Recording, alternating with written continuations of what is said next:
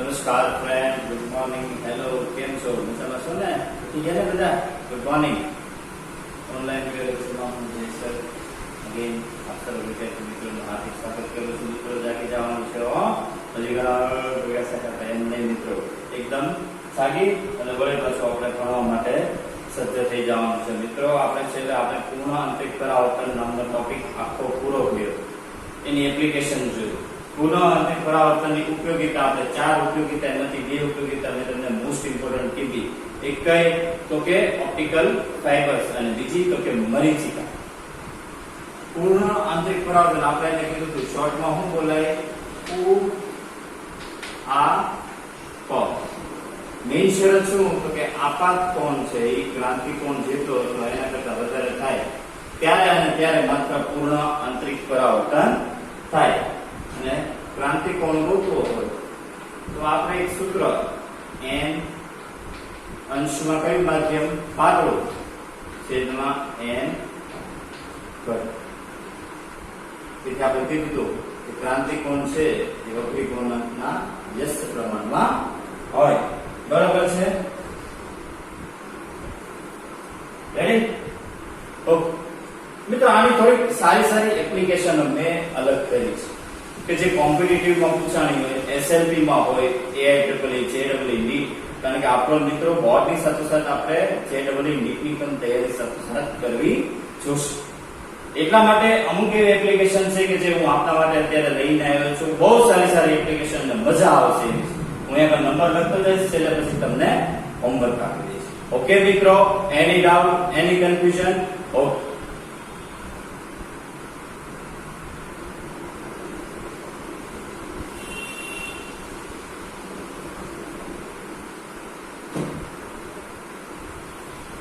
પહેલી એપ્લિકેશન છે મિત્રો એસએલપી જે વિભાગ છે, સેલ્ફ લર્નિંગ પ્રેક્ટિસ. બહુ મસ્ત એમસીક્યુ છે, 38 નું એમસીક્યુ. મિત્રો તમે જે નવી પીડીએફ આપી, નવી પીડીએફ માંથી તમે ઇન્ડેક્સ જોશો એટલે એમાં તમને બધું જ મળી જશે. એસએલપી નો એમસીક્યુ નંબર 38 છે. એમાં શું કીધું ખબર? એક કાચનો પ્રિઝમ આપ્યો છે, એની ઉપર એને આવું એક કોઈ n વખત ગુણન ધરાવતું એક પ્રવાહી આપ્યું છે. બરાબર? કાચનો વક્રી ગુણાંક એને આપ્યો છે, એટલે કે પ્રિઝમના દ્રવ્યનો વક્રી ગુણાંક એને n બરોબર 3/2 આપ્યો છે. આ જે પ્રવાહી છે એનો વક્રી ગુણાંક એને n આપ્યો છે. આ n1 અને આ n2 બરોબર n. આખો પ્રવાહી છે. આ જેને આપ્યું ઈ શું આપ્યું? પ્રવાહી. શું છે એને કીધું નથી. હવે શું કહીશ ખબર? એને નામ આપ્યું સપાટી, ને સપાટી A, સપાટી B, અને સપાટી A ઉપર કોઈ કિરણ છે એ આપાત થાય છે એને કીધું. બરોબર? અચ્છા, લંબ રૂપે આપાત થાય છે એમ કીધું. આવી રીતે લંબ રૂપે આપાત થાય છે. જે કિરણ અત્યારે આગળ વધવાનું અહીંયા આગળ મિત્રો એમ કે એ પૂર્ણ પરાવર્તન પામે. બરાબર? એસી સપાટી ઉપરથી કિરણ છે એ પૂર્ણ પરાવર્તન પામે છે. એને આ ખૂણો આપી દીધો. આ ખૂણો કેટલા નો આપ્યો ખબર? 60 ડિગ્રી. સમજાયું? હવે કોઈ એ છે શું કે વક્રી ભવનાંક n ના આ જે વક્રી ભવનાંક n છે એના કયા મર્યાદિત મૂલ્ય માટે સપાટી AC પરથી પૂર્ણ આંતરિક પરાવર્તન મેળવી શકાય. ખબર મિત્રો, કાલે તમને દાખલો કીધો હતો કે ઓપ્ટિકલ ફાઇબર હતો, એના માટે n નું મૂલ્ય છે, વક્રી ભવનાંકનું મૂલ્ય √2 કરતા કેવું હોવું જોઈએ? વધુ. √2 નહીં, √2 કરતા ઓછું નહીં, √2 કરતા વધુ હોય તો અને તો જ માત્ર પૂર્ણ આંતરિક પરાવર્તન મેળવી શકાય. આ એક કાચના પ્રિઝમ ઉપરની વાત છે કે કાચનો એક પ્રિઝમ છે, એના ઉપર કોઈ કિરણ તમે આઘાત કરો અને પૂર્ણ આંતરિક પરાવર્તન જોતું હોય તો વક્રી ભવનાંક છે એ વધુમાં વધુ કેટલો રાખવો જોઈએ? બહુ સરસ દાખલો છે.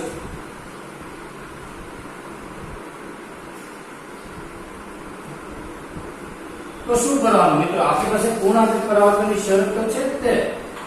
આપણને ખબર જ છે કે i નું મૂલ્ય છે c કરતા વધુ અથવા એના કરતા જેટલું હોવું જોઈએ. બે બાજુ sin લગાડો.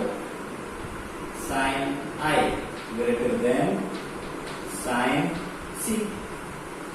આપાત કોણ કેટલો મિત્રો? વિચાર કરો. અહીંયા માટે આપાત કોણ આ 60 હોય તો આ 90 હોય તો આ કેટલો હોય? 30. તો પછી મિત્રો આ આપાત કોણ થયો એ કેટલાનો હોય? 60 ડિગ્રી નો જ હોય. તો આપાત કોણ કેટલો થયો? sin 60. ક્રાંતિ કોણ નથી મારી પાસે. તો એક કામ કરો મિત્રો, આ બિંદુ આગળ જેને હું O બિંદુ કહું તો O બિંદુ આગળ એક સ્નેલનો નિયમ વાપરો. અહીંથી કિરણ જે પૂર્ણ પરાવર્તન પામે તો આ માધ્યમમાં વક્રીભવન કોણનું મૂલ્ય કેટલું થાય? 90 અંશ. બરાબર. તો જો O બિંદુ આગળ હું સ્નેલનો નિયમ વાપરું તો n1 sin i is equal to n2 sin r. હવે n1 કેટલા છે? 3/2.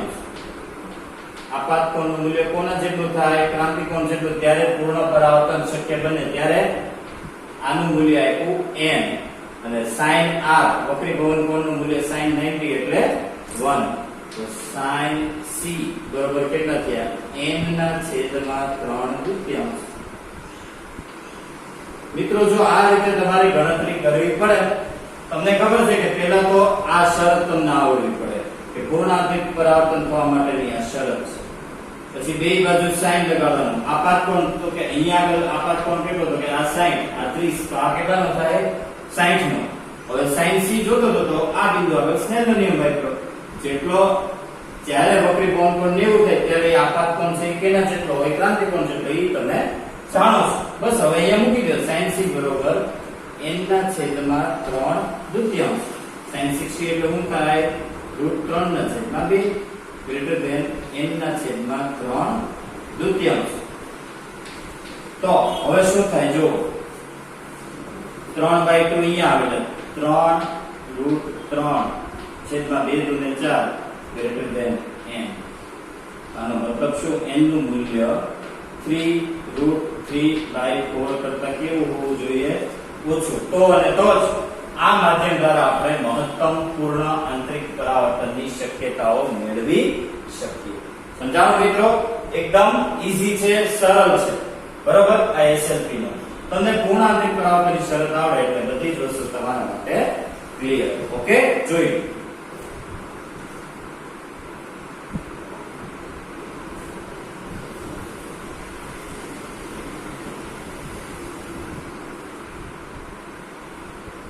આવશે ને મિત્રો? એકદમ સરળ છે.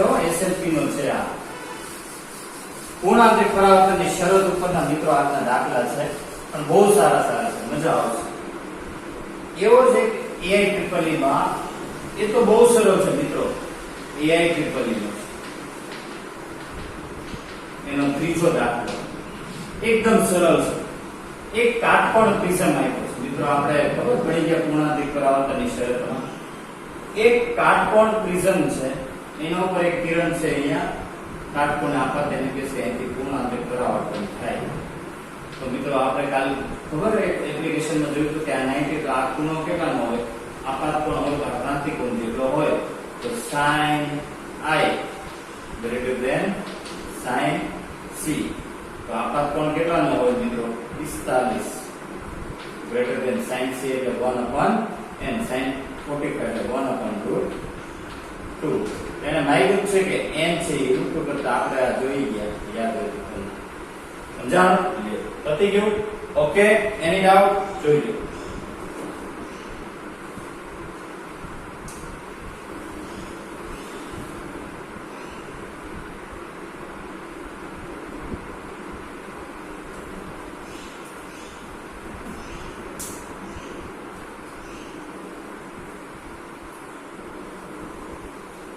એના પછીનો સેમ ઈ છે PMT નો.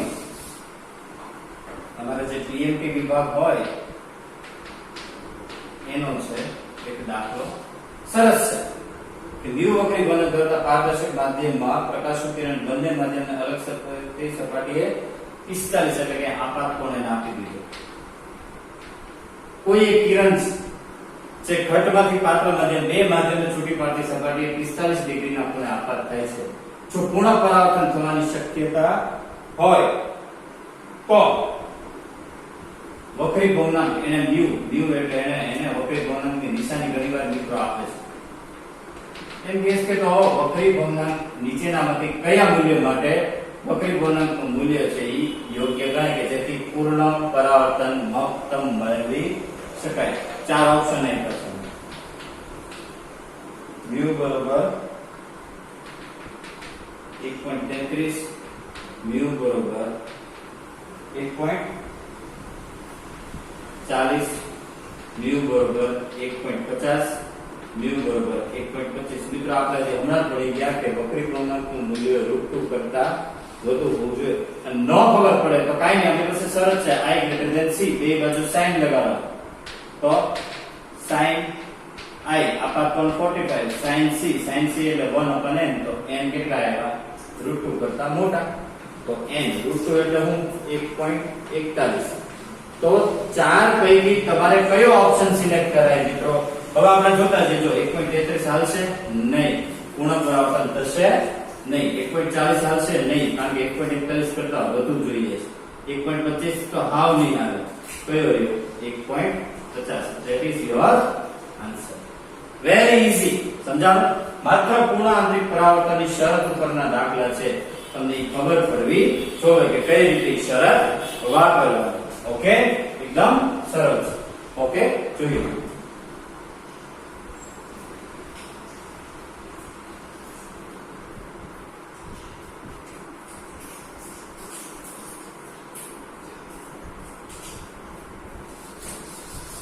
એના પછી મિત્રો એક બહુ મસ્ત દાખલો છે. પીએમટી નો છે.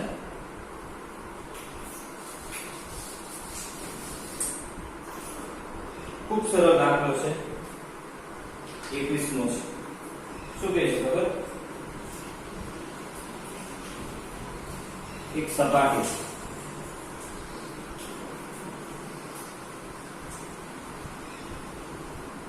પૂર્ણ આંતરિક પરાવર્તનની શરત માટે બ્લોકનો વક્રી ભવનાંક શું હોવો જોઈએ?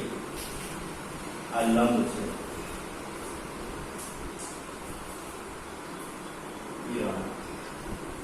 45 નો ખૂણો શું છે ખબર? અહીંયા આગળ કિરણ પૂર્ણ પરાવર્તન પામ્યું બરોબર. આ એટલે છે થીટા. આ શું થાય? વક્રી ભવન કોણ. હવે જો આ ખૂણો કેટલો નો થાય? 90 નો થાય. તો હું થીટા બરોબર આમ લખી શકું કે નહીં? 90 - r. તમે પાયથાગોરસ ભણી જ ગયા છો મિત્રો. 10મા ધોરણમાં તમારે પાયથાગોરસ આવી ગયો છે. આ 30 હોય, આ 90 હોય, તો આ કેટલો હોય? 90 - 30. કારણ કે ત્રિકોણના ત્રણેય ખૂણાના માપનો સરવાળો કેટલો થાય? 180. તો આ થીટા બરોબર હું શું લખી શકું? 90 - r. બરાબર. આ બિંદુને હું O કહું. હવે n ના કયા મૂલ્ય માટે પૂર્ણ આંતરિક પરાવર્તન મેળવી શકાય? તો પૂર્ણ આંતરિક પરાવર્તનની શરત i > c બરાબર, અથવા i = c. હવે આપાત કોણ sin થીટા. અહીંયા આગળ તમે જુઓ પૂર્ણ પરાવર્તન અહીંથી થાય તો અહીંયા આપાત કોણ કેટલો થાય? થીટા. અને ક્રાંતિ કોણ c. થોડીક ગણતરી આવશે. ત્રિકોણમિતિના સૂત્રો આવશે મિત્રો વાપરવાના. ઓકે, આ થોડીક આકૃતિ છે ને નાની કરી નાખો જેથી મને બોર્ડ વ્યવસ્થિત મળે. હવે મિત્રો હવે કઈ રીતે જો sin થીટા એટલે આપણે શું કીધું? 90 - r. અને sin c એટલે શું થાય? 1/n. sin 90 - કોઈ પણ વિધેય શું થઈ જાય? કરી જાય કે નહીં? = 1/n.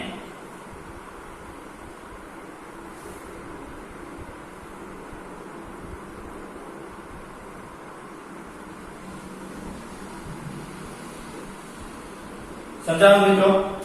sin 90 - r કોઈ પણ sin ત્રિકોણમિતિ વિધેય 90 - કોઈ પણ થીટા કરો એટલે એ વિધેય કરી જાય. હવે cos એટલે હું તમને ખબર છે મિત્રો?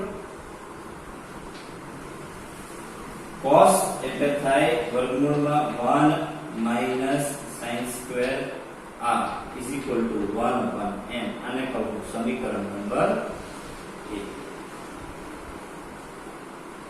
મિત્રો હવે મારે sin r મેળવવો પડશે. હવે sin r કઈ રીતે મેળવતો મિત્રો યાદ કરો, અહીંયા O બિંદુ આગળ સ્નેલનો નિયમ વપરાશે. સ્નેલનો નિયમ વાપરો O બિંદુ આગળ તો શું થાય? n1 sin I is equal to n2 sin r. બરોબર? તો sin r બરાબર n1 તો કયું માધ્યમ હોવાનું? sin 45. આ પાથ કોણ કેટલાનો છે? 45 નો. છેદમાં n આપણને ખબર નથી તો sin r બરાબર શું થયા? 1 upon sin 45 એટલે 1 upon √2 into n. sin r મળી ગયો. એને તમે સમીકરણ 1 માં મૂકી દો.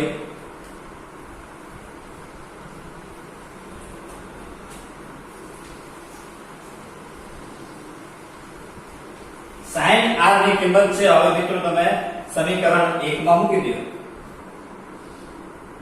1 minus sin square r એટલે 1 upon √2n એનો સ્ક્વેર બરોબર શું થાય? 1 upon n. હવે બે બાજુ વર્ગ લઈ લઈએ. 1 minus 1 upon √2 નો વર્ગ થાય 2, n નો વર્ગ થાય n square is equal to અહીંયા બે બાજુ વર્ગ લીધો એટલે 1 upon n સ્ક્વેર અહીંયાથી વર્ગમૂળ ગયું.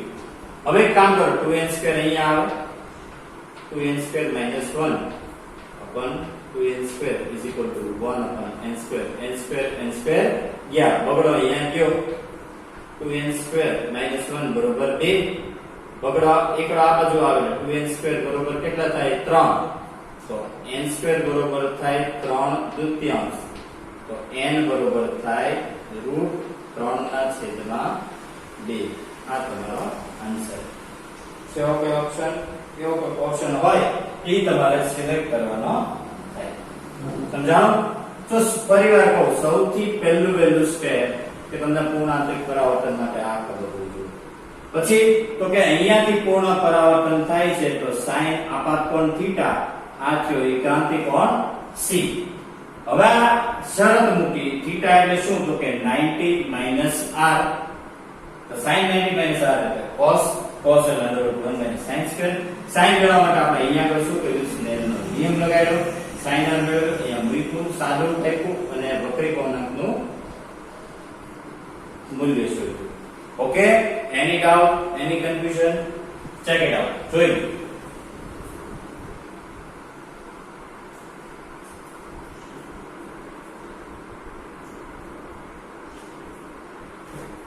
રેડી? ઓકે, PMT નો 21મો છે. સરસ છે મિત્રો. આ બધા દાખલા તમારા બધા દાખલા જાતે કરવાના છે. મેં તો તમને કરાવ્યા. એક વખત પેલા વિડિયો લેક્ચર ગંભીરતાથી જોઈ લેવાનો અને પછી છે એ જાતે તમારે સોલ્વ કરવાના છે. ઓકે, ચલો નેક્સ્ટ મિત્રો SLP નો છે. સેલ્ફ લર્નિંગ પ્રેક્ટિસ નો 21મો સોરી 19મો બે જો ચાલે મિત્રો. આપણે કહો તમને એક નોટ લખાવી હતી કે જ્યારે કોઈ પણ એવી સિચ્યુએશન આવે કે પરાવર્તન કોણ અને વક્રીભવન કોણ પરસ્પર લંબ હોય એટલે કે 90 ડિગ્રી હોય, પરસ્પર કેવા હોય? લંબ હોય એટલે કે 90 હોય. ત્યારે જો કિરણ પાતળામાંથી ઘટમાં જતું હોય, તમને યાદ હોય તમે આવી નોટ લખાવી હતી ત્યારે એનો વક્રી કોણ કેટલો થાય? n બરોબર tan થીટા. પરંતુ જો કોઈ કિરણ ઘટમાંથી પાતળામાં જાય ત્યારે n બરોબર તમને લખાયું હતું 1 upon tan થીટા અથવા cot થીટા. યાદ આવ્યું?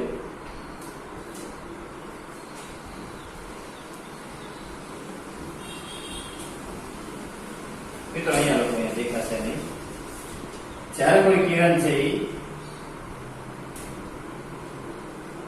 તમને લખાયું તો યાદ હોય તો કે જ્યારે પરાવર્તન કોણ વક્રીભવન કોણ પરસ્પર લંબ હોય એટલે કે 90 ડિગ્રી, ત્યારે જો કિરણ પાતળામાંથી ઘટમાં જાય ત્યારે n બરોબર tan થીટા, અને જો ઘટમાંથી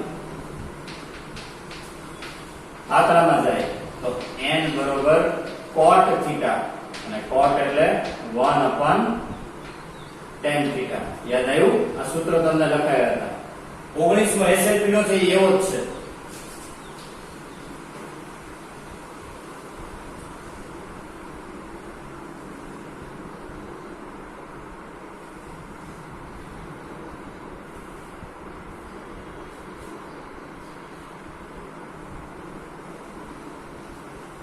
શું કહે છે ખબર? કે કોઈ એક પ્રકાશનું કિરણ ઘટમાંથી પાતળા માધ્યમમાં પસાર થાય છે. પરાવર્તન પર વક્રીકોણ કોણ છે એને r અને r ડેશ આપ્યા છે. આ છે અકોણ એટલે કે પરાવર્તન કોણ, આ છે વકોણ એટલે કે વક્રીભવન કોણ આપ્યા છે. બે પરસ્પર લંબ છે એમ કીધું. બે પરસ્પર કેવા છે? લંબ એટલે કે 90 અંશ. પછી તો કે આપેલ માધ્યમ માટે ક્રાંતિ કોણ કેટલો? કારણ પૂર્ણ પરાવર્તનની શરત તો છે sin c બરોબર શું થાય 1/n. સીધું જ આ બે વક્રીભવન આ બે લંબ હોય ત્યારે n બરોબર શું થાય? cot θ. શું કામ? ઘટમાંથી પાતળામાં છે. સિચ્યુએશન શું છે? ઘટમાંથી પાતળામાં. જ્યારે જ્યારે પણ મિત્રો તમને કીધું તો વક્રીભવન કોણ પરાવર્તન કોણ પરસ્પર લંબ હોય, આ શરત યાદ રાખજો, જો એનો ઉપયોગ આવ્યો. અહીંયા શરતમાં ઘટમાંથી પાતળામાં છે તો n બરોબર શું થાય? cot θ. cot એટલે શું? 1/tan θ. તો c બરોબર શું થાય? sin inverse tan θ. એને જે ખૂણો આપ્યો છે θ ને બદલે r લ્યો. પતી ગયું? Okay, ready? જોઈ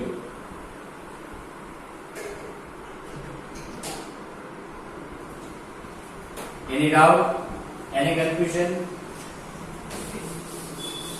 મિત્રો ગયા વખતે મેં તમને હોમવર્ક માં થોડાક એક્સ્ટ્રા દાખલા આપ્યા હતા, એ તમને બધાએ કર્યા છે. એમાં એક દાખલો મને કરવાનો મન થાય મેં તમને કીધું હતું કે જો પાણીનો વક્રીભવનાંક 1.33 હોય અને ગ્લાસ એનો 1.50 હોય, તેના ક્રાંતિકોણો વચ્ચેનો સંબંધ.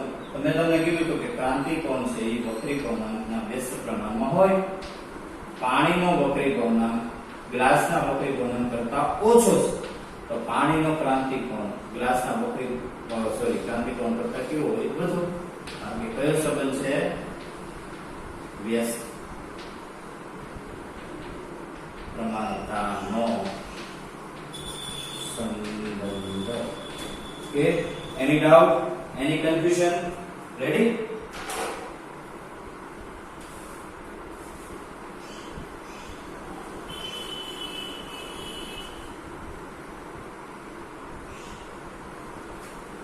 તો આટલી સારી એપ્લિકેશન મિત્રો આજે તમારા સમક્ષ આ વિડિયો લેક્ચરમાં મૂકવામાં આવી. એક જ વસ્તુ મિત્રો કે પૂર્ણાંતિક પરાવર્તન થાય તો આપાત કોણ ક્રાંતિકોણ જેટલો અથવા એને કરતા વધુ હોય. જેટલી પણ એપ્લિકેશન આવે મિત્રો એમાં આપણે જોઈએ કે આપણે શરત જ ચેક કરવાની. કોમ્પિટિટિવ લેવલે મિત્રો આ ટોપિકનું મહત્વ છે. એટલે સારામાં સારી રીતે મિત્રો તમને જે હોમવર્ક આપવામાં આવે એ જાતે કરવાનું છે, જાતે ગણવાના છે, હિન્ટ જોવાની નથી. પેલા વિડિયો લેક્ચર આખો તમારે ચેક એકવાર જોઈ લેવાનો છે. બરોબર છે મિત્રો? નેક્સ્ટ લેક્ચર થી આપણે વક્રીભવનાંક અને વક્રીભવનનો ઉપયોગ આપણે લેન્સમાં લઈ જઈશું. ત્યાં સુધી મિત્રો સારું ભણવાનું છે. નો આવડે, ક્વેરી આવે, ડાઉટ આવે મને કોમેન્ટ બોક્સમાં WhatsAppમાં મોકલવાની છે. સારી રીતે ભણો, હસો, આનંદ માર્યો, મસ્ત રહ્યો. Stay tune with me. Thank you. આભાર. જય હિન્દ. થેન્ક યુ મિત્રો.